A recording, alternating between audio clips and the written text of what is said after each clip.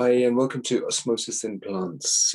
You may have seen in our previous lesson, we covered osmosis generally in animals and plants, but this is specifically this topic to do with plants.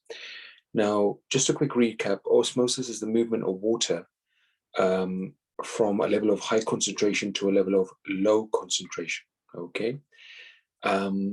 Animals have various different ways of controlling osmosis through their cells, through their bodies.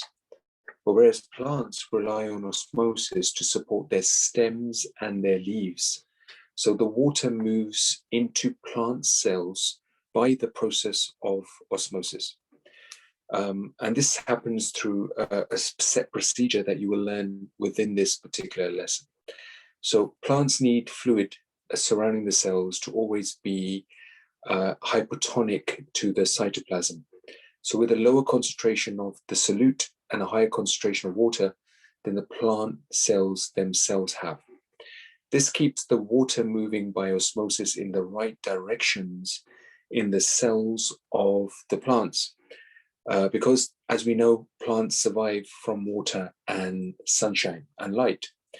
And they have to take into account many procedures such as photosynthesis and so on as well. That's how they make their food. So osmosis in plant cells is slightly different to osmosis in animals.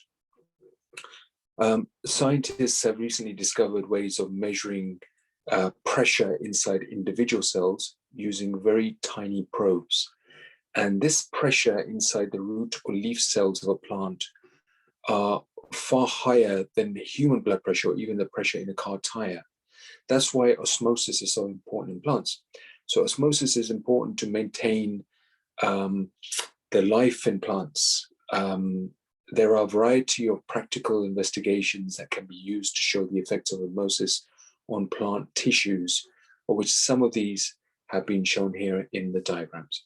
So have a read of this in detail, and especially the experiment where it says investigating osmosis in plant cells.